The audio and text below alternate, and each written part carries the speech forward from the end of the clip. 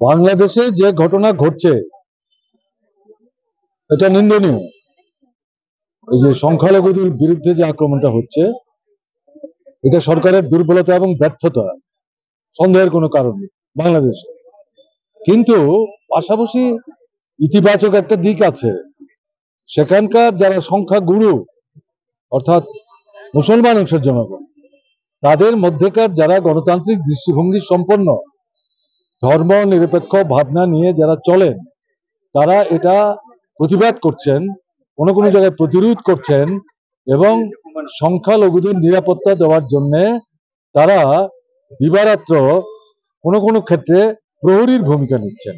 তাদের যে ধর্মীয় প্রতিষ্ঠান এবং এই যে আপনার দুর্গোৎসব গেল, তাতেও তারা কিন্তু গুরুত্বপূর্ণ ভূমিকা নিয়েছে।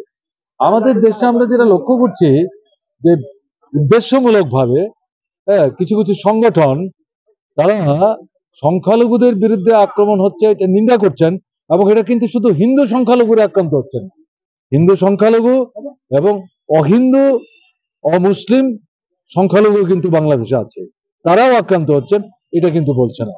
এটা ইন্ডিয়াতে যারা করছেন তারা উদ্দেশ্যমূলক। তারা এখানে হিন্দুদের মধ্যে যারা সাম্প্রদায়িক দৃষ্টিভঙ্গি সম্পন্ন, হ্যাঁ, এরা ধর্মান্ধ দৃষ্টিভঙ্গি নিয়ে চলে, এদেরকে উস্কাবার চেষ্টা করছে এখানকার যারা সংখ্যালঘু তাদের বিরুদ্ধে। এবং আমাদের দেশে এটা হচ্ছে, আপনাদের আসামে হচ্ছে। জায়গা জমি কেনা বেচা থেকে শুরু করে, বাড়ি ঘর থেকে উচ্ছেদ করা থেকে শুরু করে, তাদের সিটিজেনশিপ অধিকার পাওয়া থেকে বঞ্চিত করার প্রশ্ন থেকে আরম্ভ করে ভারতবর্ষের বিভিন্ন জায়গায় হচ্ছে। কারা করছে আক্রমণ? কোথায় সরকার? বিজেপি শাসিত রাজ্যগুলিতে হচ্ছে। এটা যদি মানে ভূমিকা না নেয়, তো অন্য রাষ্ট্রের মধ্যে যে ঘটনা ঘটছে শুধু তো তার নিন্দা করলে চলবে না, কেমন না?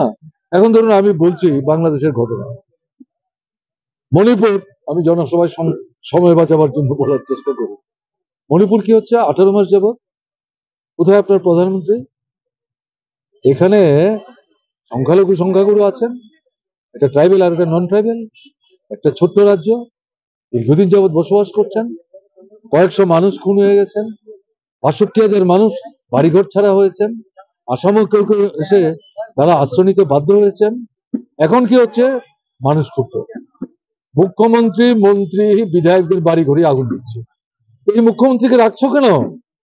প্রধানমন্ত্রী এবং স্বরাষ্ট্রমন্ত্রী, ওখানে তো সংখ্যালঘুরা আক্রান্ত হচ্ছে, তাহলে এই জায়গায় তুমি কার্যকরী ভূমিকা নিচ্ছ না কেন? প্রধানমন্ত্রী 18 মাসে একবার তুমি আসবার সুযোগ পেলে না, এখন ভোটের পরে সারা পৃথিবী ঘুরে বেড়াচ্ছ, মণিপুর ভারতবর্ষের মধ্যে না? তাহলে এই যে জিনিসটা তারা করছে উদ্দেশ্য, কাজে আপনারা যেহেতু প্রচার মাধ্যমের প্রতিনিধি, এই সমস্ত বিষয়গুলো উপস্থিত করতেন। আর কি আছে? আজকের সভা কি দারুণ সভা। আপনাদের কি মনে হচ্ছে সিপিআইএম শেষ হয়ে যায়নি? তো সিপিআইএম কে শেষ করা যাবে। তার একটা আদর্শ আছে, তার একটা দৃষ্টিভঙ্গি আছে, তার একটা কর্মসূচি আছে, যেটা আমি উল্লেখ করার চেষ্টা করলাম। কেমন? এই লক্ষ্য যতক্ষণ পর্যন্ত পূরণ না হচ্ছে লড়াই চলবে, এবং এছাড়া মানুষের অস্তিত্ব রক্ষা করে মানুষের সম্মান নিয়ে, মর্যাদা নিয়ে বেঁচে থাকা সম্ভব। ফলে না কংগ্রেস, না বিজেপি, না অন্য কোনো রাজনৈতিক দল লাল ঝান্ডার লড়াই কিন্তু তাদেরকে পথ দেখাতে পারে। আজকের সভাটা এখানকার জন্যই শুধু এটা দৃষ্টান্তমূলক না, গোটা আসামের জন্য আমার তো মনে হয় এটা একটা দিশা দেবে। আগামী পঞ্চায়েতে কিরকম ফলাফল আপনাদের? তা তো বলতে পারছি না, আমি তো আসামের পার্টির নেতৃত্বের সঙ্গে পরামর্শ করি, কথাবার্তা বলি, তারা ডাকেন, মাঝে মাঝে জিজ্ঞাসা করেন, কিন্তু এই পঞ্চায়েত নির্বাচনের জন্য কোথায় কি প্রস্তুতি সেটা তো আমার জানা নেই। কাজে এটা ভালো বলতে পারবেন সুপ্রকাশ তালুকদার। আর একটু অপেক্ষা করুন, আগে তো ভোটের তারিখ ঘোষণা হোক, তারপরে জিজ্ঞাসা করলে ভালো হবে, তাই না? ঠিক আছে, তো ভালো আসন পেতেই পারে, কেমন না? সাহায্য করুন।